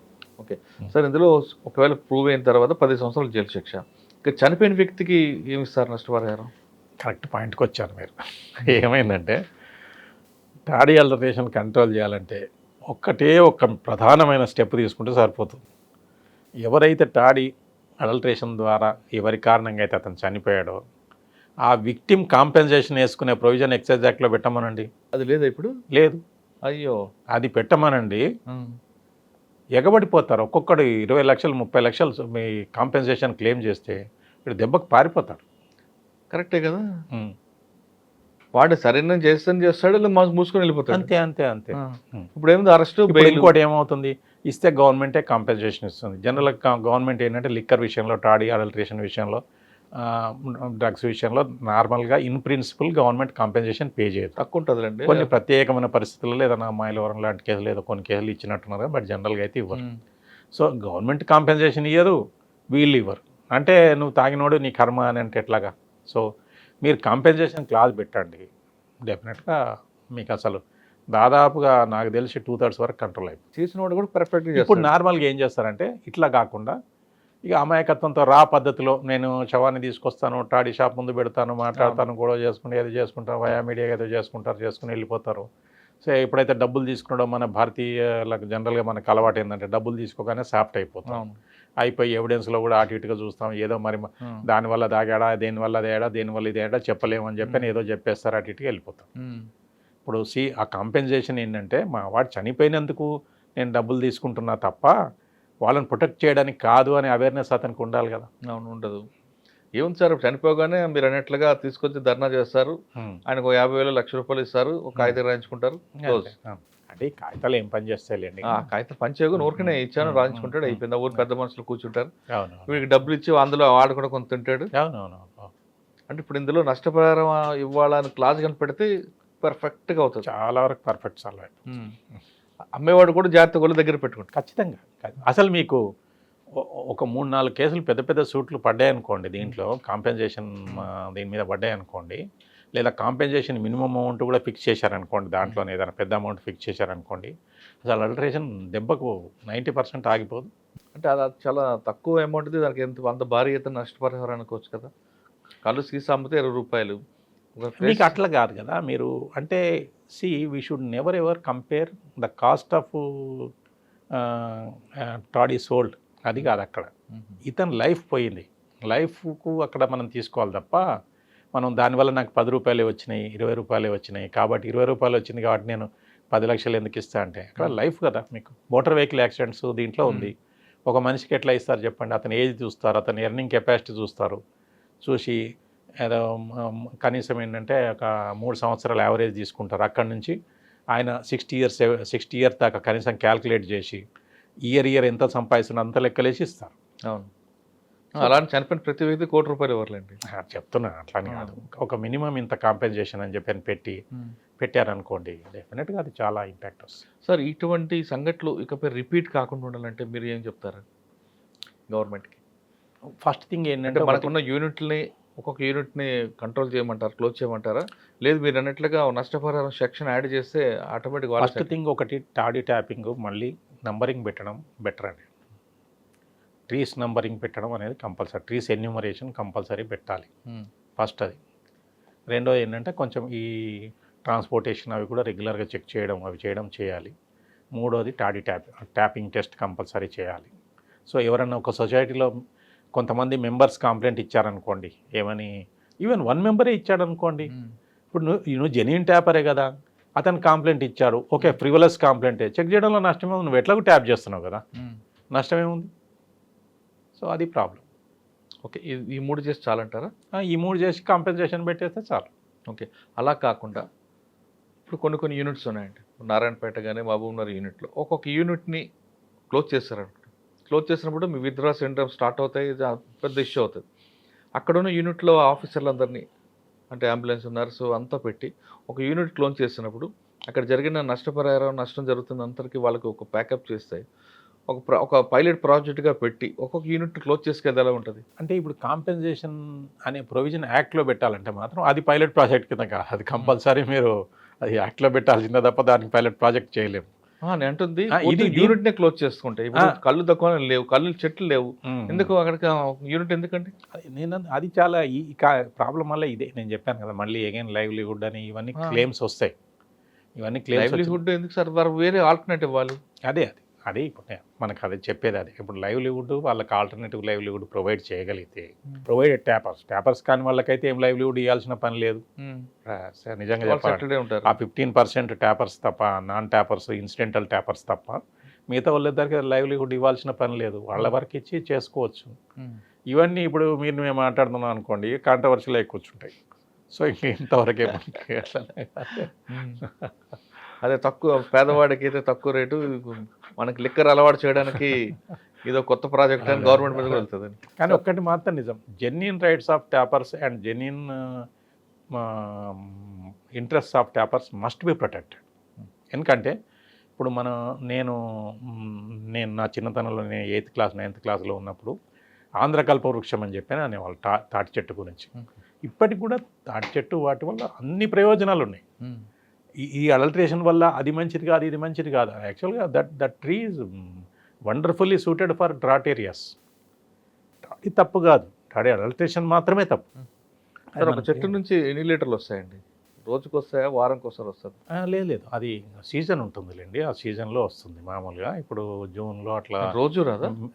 రోజు సంవత్సరం పొడవునా ఉండదు. మీకు నార్మల్గా ఏంటంటే జనవరి అట్లా స్టార్ట్ అవుతుంది అనుకుంటున్నాను, మే వరకు వస్తుంది. తర్వాత దీంట్లో పోత్తాళ్ళు అని ఉంటాయి, అంటే మేల్ అండ్ ఫెమేల్ ట్రీస్ ఉంటాయి. మేల్ ట్రీస్ 2 months ఇస్తాయి, హెవీగా ఇచ్చేస్తాయి. ఇవి మిగతాయి మాత్రం 5 months ఇస్తాయి, 5 to 6 ఫిమేల్ 5 months. అది కొంచెం ఇస్తాయి కదా, 5 months దాకా ఇస్తాయి. ఎలా గుర్తించాలంటే మేల్కి ఫీమేల్కి? పర్టికులర్ ఫ్రాంక్గా చెప్పాలంటే నేను కూడా ఎప్పుడు ఎక్స్పెరిమెంట్ చేయలేదు, విన్నాను అంతే. అయితే వెళ్ళినాక ఇది పోత్తాళ్ళు సార్ అని చెప్పారు. పోత్తాళ్ళు అంటే ఇది మేల్ ట్రీ అని చెప్పారు. నేను కూడా అంత డీప్గా వెళ్ళి, సార్ మేల్ది జనవరి నుండి మే ఇస్తారు కదా, ఐ థింక్ అది మార్చి ఇస్తారు. కానీ అప్పుడు తీసింది ఈ సంవత్సరం అంతా అమ్ముతారా? అది కాదు, హెవీగా వస్తుందా పీరియడ్లో ఈల్డ్? అదే ఎంత తీసినా స్టోరేజ్ చేసుకుంటే లేదా స్టోరేజ్ ఇట్లా చేస్తారు. మీకు టాడీ స్టోరేజ్ చేయడం అనేది నాట్ పాసిబుల్. మీరు ఎంత చేసినా ఏం చేసినా మహా అంటే గట్టిగా 3-4 రోజులు చేయగలరు, కానీ అంతకంటే ఎక్కువ ఏం చేయలేరు. Not possible. ఇప్పుడు మీరు అన్నట్టు కంటామినేషన్ వస్తుంది, ఇవి వస్తాయి, డెస్ అయిపోతాయి, చాలా ఇది, అంతకంటే ఎక్కువ చేయలేరు. ఆ స్మెల్ కూడా వేరేగా వస్తుంది కదా. వేరేగా వస్తుంది. సార్ ఇంకా కళ్ళ దుకాణం గురించి మాట్లాడేది, ఇప్పుడు మీ ప్రొఫెషన్లో 37A గురించి చెప్పుకొచ్చారు, ఏ స్మాల్ ఏ క్యాపిటల్ ఏ. ఇంకా మీరు ఇప్పుడు చేస్తున్న ప్రొఫెషన్లో మంచి కేసులు తీసుకున్నారు అంటే మేము ఇప్పుడు ఉన్న దాంట్లో లాయర్? మేమైతే ఎక్కువ సివిల్ కేసెస్ చూస్తానండి నేను. జనరల్గా civil matters related to first thing land compensation అంటే ఫర్ ఎగ్జాంపుల్ ఏంటంటే మీకు గవర్నమెంట్ ల్యాండ్ తీసుకుంటుంది చూసారా, గవర్నమెంట్ ల్యాండ్ తీసుకుని కాంపెన్సేషన్ ఇస్తుంది చూసారా, అవి ప్రధానంగా అవి తీసుకుంటాం ఫస్ట్.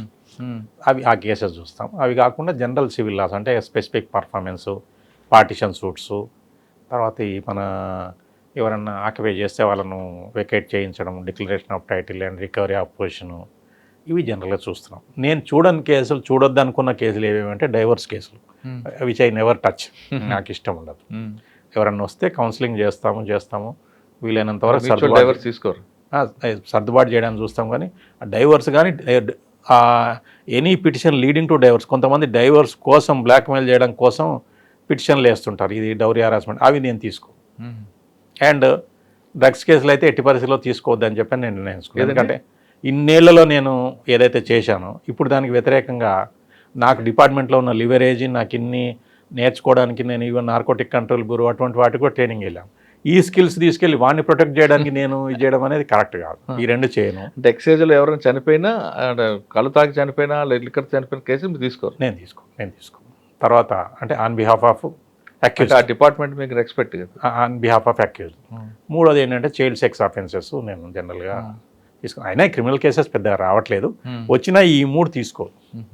సార్ మీరు ఇందాక ల్యాండ్ పొజిషన్ ఇప్పిస్తా అన్నారు. పొజిషన్ ఇప్పించే బాధ్యత పోలీసుది కాదు. ఓకే, ఇప్పుడు ఒక చిన్న ఎగ్జాంపుల్, ఒక ల్యాండ్, ఆ ల్యాండ్లోకి నేను వచ్చాననుకోండి మీ పర్మిషన్ లేకుండా, 447 ట్రస్ పాస్. ఓకే, అదే మడిగి తీసుకున్నాను అనుకోండి, మడిగి తీసుకొని మీ దగ్గర నేను లీగల్గా లోపలికి ఎంటర్ అవుతా, నా లీగల్ పీరియడ్ అయిపోయింది, అయినా నేను ఖాళీ చేయనప్పుడు నేను పోలీస్ స్టేషన్కి వెళ్తే సివిల్ మ్యాటరు వెకెట్ చేసే బాధ్యత మాది కాదంటారు. కోర్టుకి వెళ్తే టైం పడుతుంది, వెంటనే థర్డ్ పార్టీకి వస్తాడు, ఇదంతా టైం అవుతుంది. కానీ వాడే థర్డ్ పార్టీకి వచ్చి దండం పెట్టి ఏదో చేస్తాడు. కానీ ఇక్కడ పోలీసు ఎంటర్ఫేర్ అవ్వాలంటే ఇంకొక సెక్షన్ కూడా కనిపిస్తుంది 448లో. అదొకటే కాకుండా లీగల్గా ఎంటర్ అయ్యి ఇల్లీగల్గా ఉన్న పీరియడ్ అయిపోయింది కాబట్టి ఈ సెక్షన్ పెట్టచ్చా పెట్టకూడదు? అంటే ఇప్పుడు వాళ్ళు ఇప్పుడు సపోజు ఇతను వికెట్ చేయించడానికి లీగల్గా ప్రయత్నించినంత వరకు తప్పులేదు. ఇతను ఇల్లీగల్గా ప్రయత్నిస్తే అవతల అతను ఏదైనా కేసు పెట్టాడు అనుకోండి, ఈ హ్యాస్ టు ఫేస్ దిస్. లీగల్గా ఫేస్ చేసినంత వరకు ఇప్పుడు ఇతను లీగల్గా అడగడానికి వెళ్ళాడు, ఇతని మీద దౌర్జన్యం చేశాడని కంప్లైంట్ ఇచ్చాడు అనుకోండి, దౌర్జన్యం చేసినట్టు ఎవిడెన్స్ ఉంది, is very much a criminal offence, దాంట్లో ఎంటర్ కావచ్చు. బట్ అదర్వైజ్ అంటే any civil litigation leading to criminal offence, అందులో పోలీస్ ఇంటర్వ్యూన్ కావచ్చు.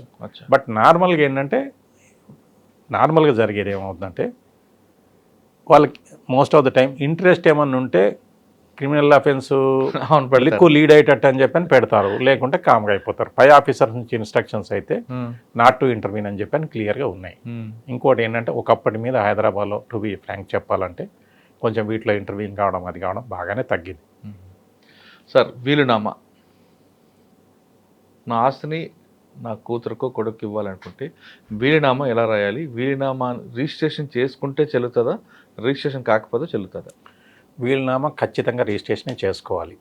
రిజిస్ట్రేషన్ ఒకవేళ చేసుకోలేకపోతే అది ఇక సెకండ్ ఆప్షన్గా ప్రూవ్ చేయాలి. అందులో ఎవరెవరు విట్నెస్లు ఉన్నారు, ఏమున్నారు. It's a very strenuous task.